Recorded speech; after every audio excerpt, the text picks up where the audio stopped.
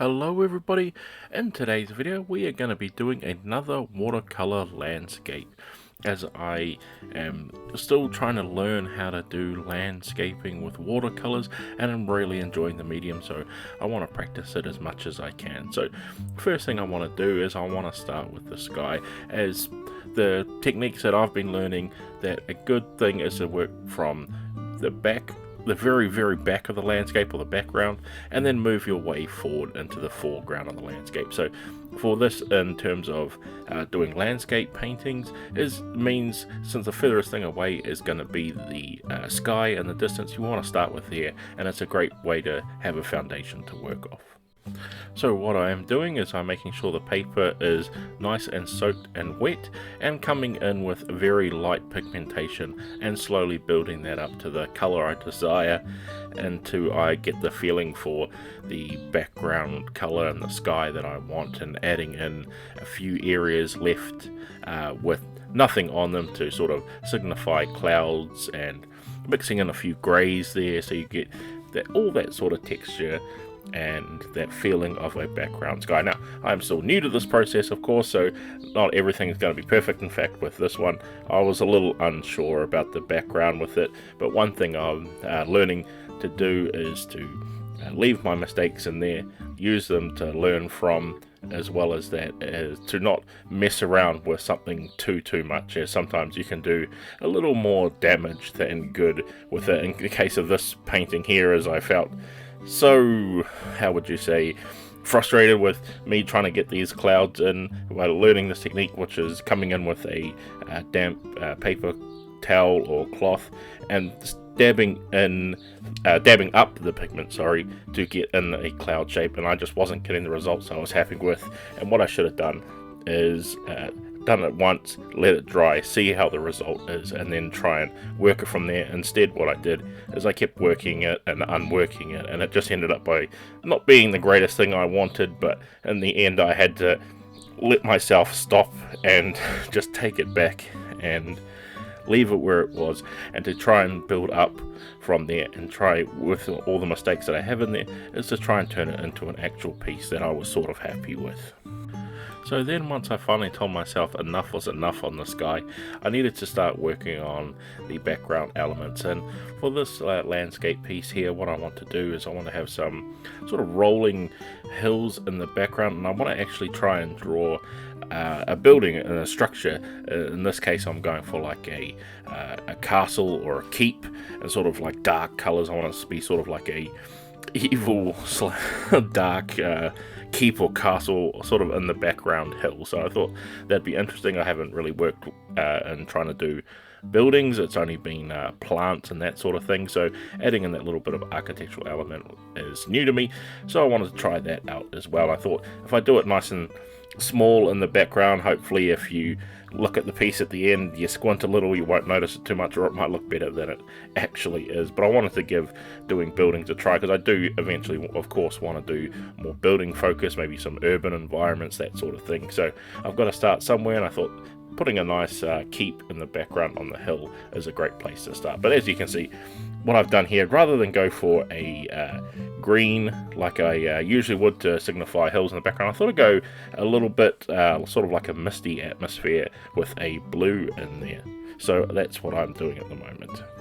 So I was deciding what I wanted to put here, but one thing I did know I wanted to do is I wanted to work a little bit more on some water.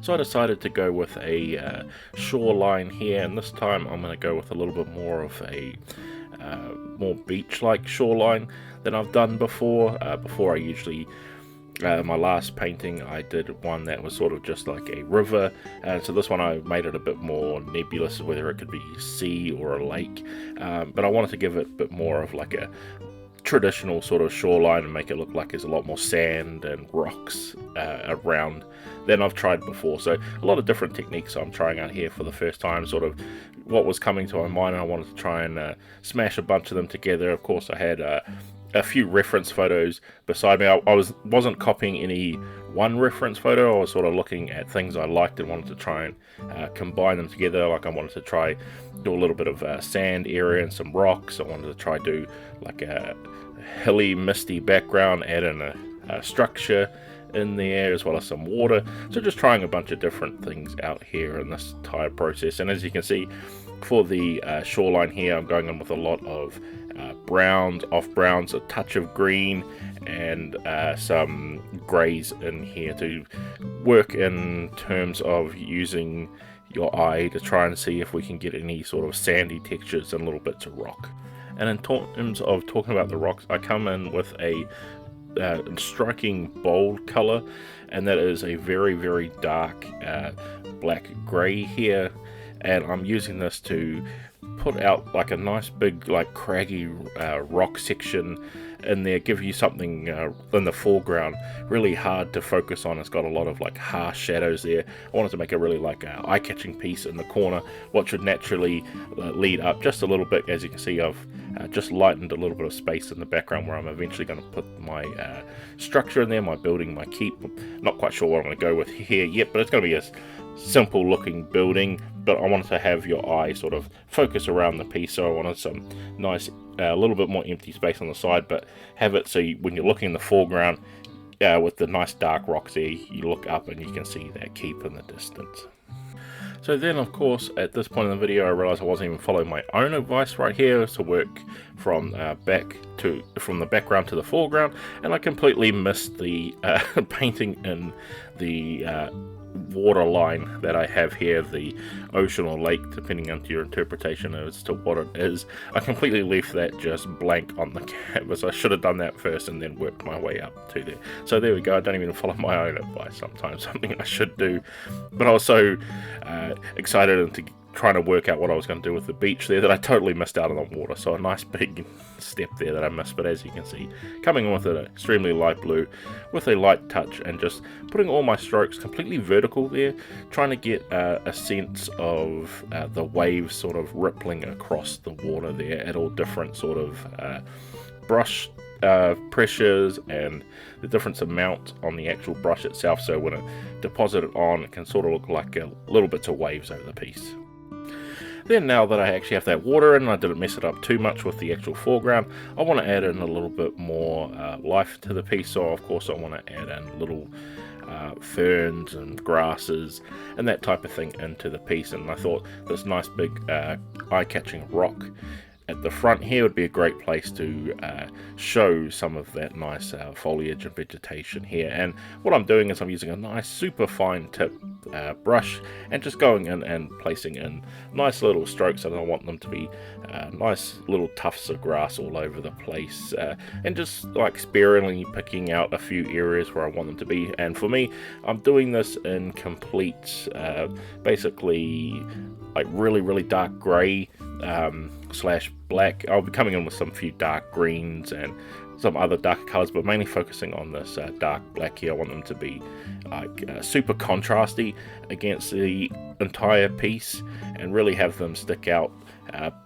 so you can get a straight visual sense of what everything is, as well as this keep I want to have. I've decided at this point that I want to make it sort of like a dark looming evil keep in the background with maybe a little bit of like corruption spreading over the place. So I've got these nice dark plants in here as well as that nice dark rock in the front. So I thought I could tie a few of the colors together in that sort of theming of the piece.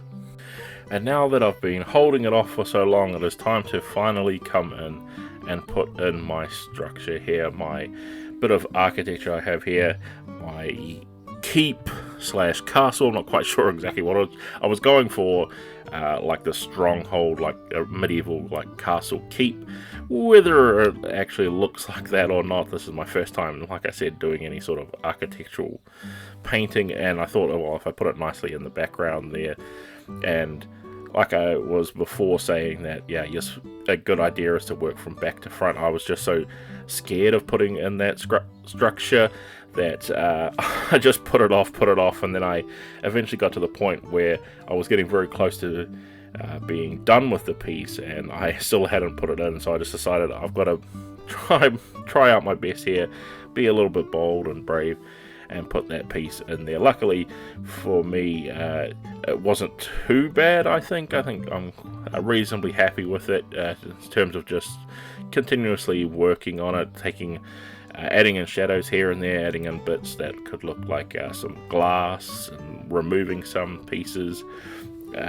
Just sort of working with my brush until a point where I feel happy with it is basically what I'm doing here. So I can't give you any exact science here. If you wanted to follow along with what I was doing here, you can sort of see the shapes I'm doing and that sort of thing, and painting the areas. But as what's going through my mind at this point, I'm just trying to make it look not terrible on the piece there. And as you can see, because I haven't done it from the background to the foreground, and here I've got to sometimes come back in with my color for the hills in the background to just color that bit in so we don't get too much muddiness in the entirety of the piece.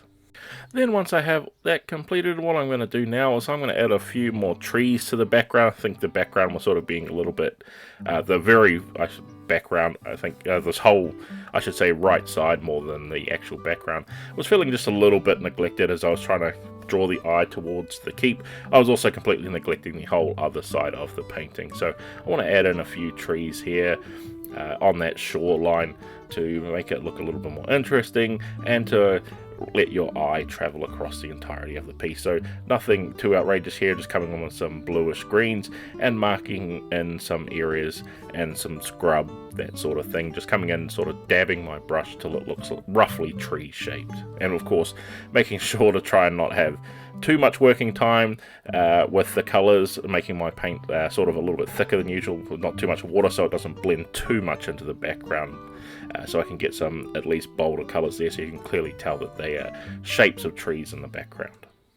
And there we have it, all complete. My first landscape painting with some architectural elements in it in terms of the keep in the background. And hopefully this has been interesting for you guys to see how you can sort of incorporate different techniques, such as adding in background elements like a nice structure, or having your eye sort of focus right in the front by having nice dark colors to contrast off all the nice colors that you have on the piece, to make your eye sort of travel around a piece or to focus on one specific area. Hopefully this has given you some ideas of some things you can do to improve your watercolor painting if you are following along with me here. Or if you just are watching this video, some inspiration in doing your own artwork. It's always great to hear that people get inspired just by watching me, not trying to copy, but just have ideas on watching my videos that they can use in their own artwork. So it's always fun to hear that sort of stuff. But with all that said, guys, I'd like to thank you all for watching, and I can't wait to see you all in the next video.